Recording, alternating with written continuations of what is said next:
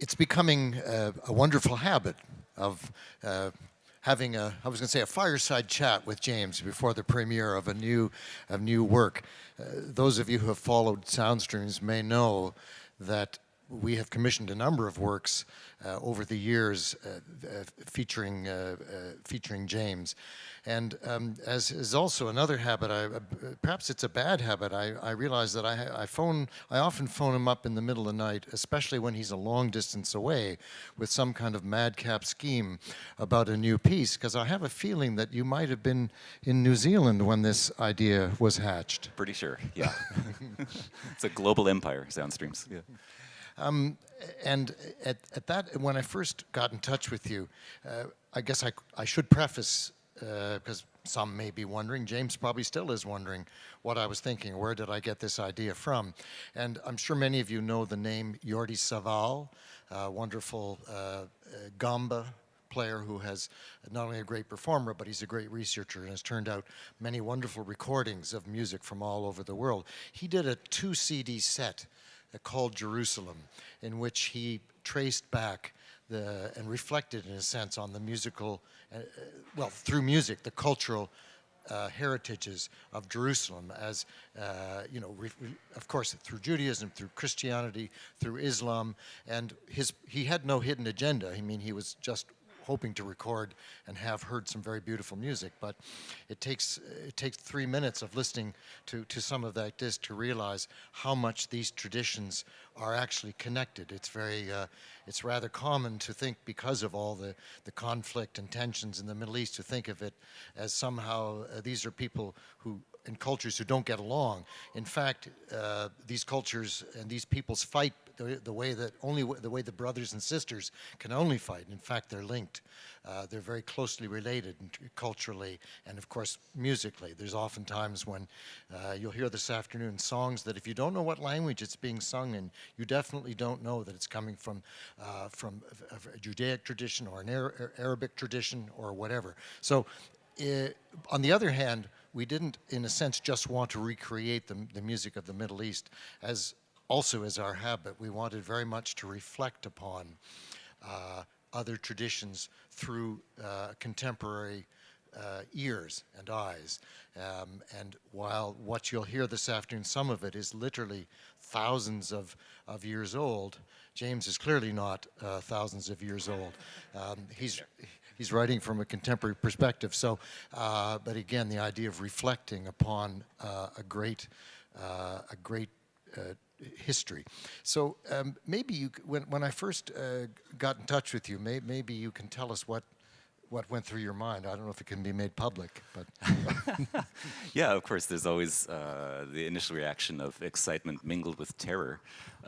Excitement because great musicians to work with, different traditions to work with, a writer to collaborate with, and it's really, the mind goes wild at the possibilities. At the same time, every time you work in a new form, and I hadn't worked with Middle Eastern musicians or music really before, you're really on thin ice, and there are a lot of possible toes to step on, a lot of booby traps, as it were. So sure, there's this mix of joy and terror, which is kind of what composing is generally anyways, so. Yeah. Well, just in terms of maybe some grassroots questions first, before we get to the sort of the bigger vision of what you were doing. So you hadn't written for the setar before? No, not setar, not oud, and not really a Sephardic Jewish singer, if you will. Right. Yeah. So, I mean, how do you go about writing for voices, for voice types and instruments that you're not familiar with? The main thing that I guess I was trying to do is to give people room to be who they are musically. So, for example, the singer and the oud and the setar player have a tradition. They come from generally a monophonic musical culture. So there's a melody. But of course, it's very highly ornamented and very complex in a different way than our Western tradition is, which is more vertical, it's more polyphonic. It's about harmony and the wonders and complexities of harmony and harmonic progressions and rhythms and so on. So in a sense, these are two very different things. The harmonies would be in the choir, the four parts of the choir, how do you get them to get along with this ornamented melodic, generally monophonic line? And so yeah, that took a little figuring out to do. It's kind of like my duty as composer at that point is animator, sort of facilitator. You know, how do people get along?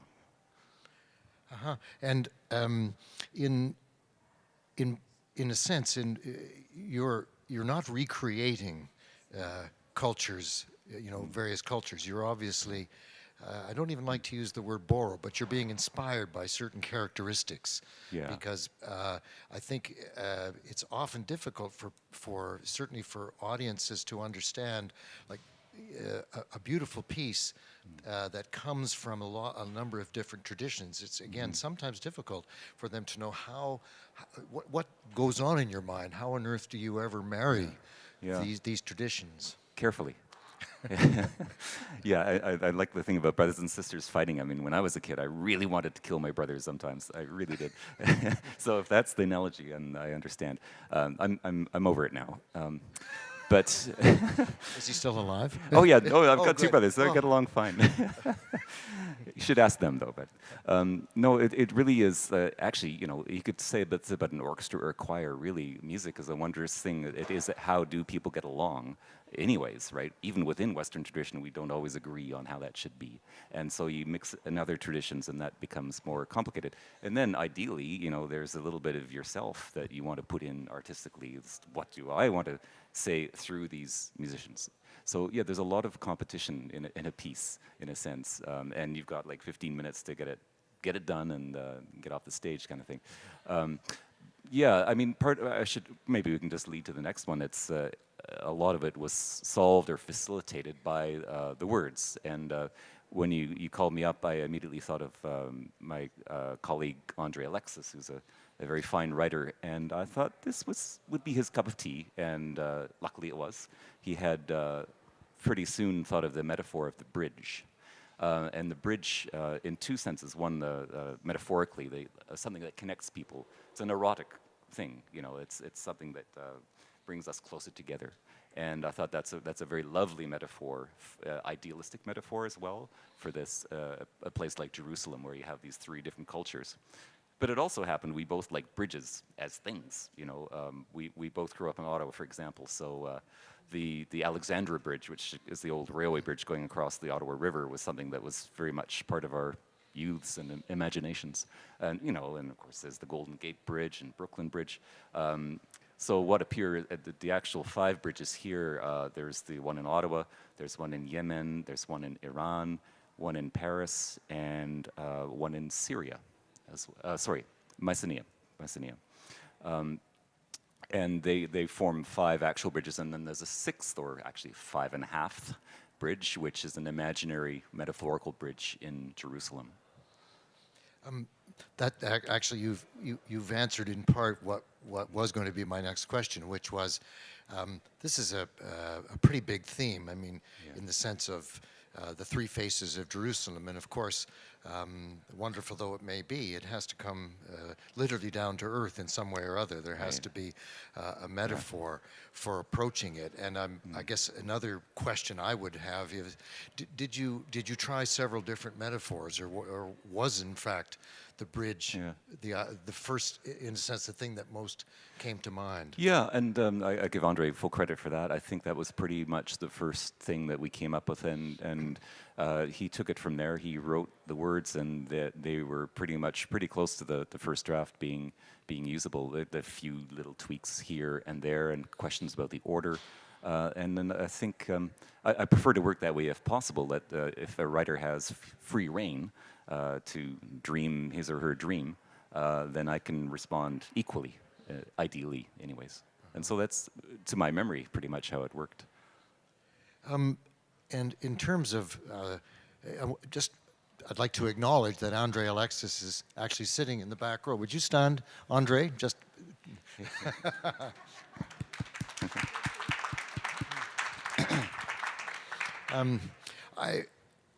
Perhaps some are familiar with the process that in opera, where there's a libretto, a story, and the composer and the librettist work back and forth, some not always peacefully, but you know, in forging a new work.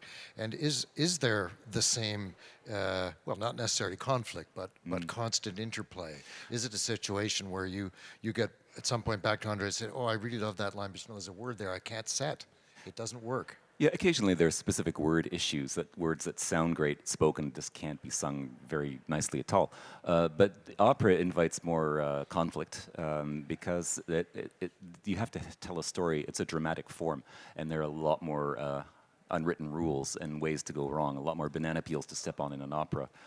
This is a more forgiving form, if you will, because you do have free reign. You're not being literal here, and that suits, that freedom suits words and music.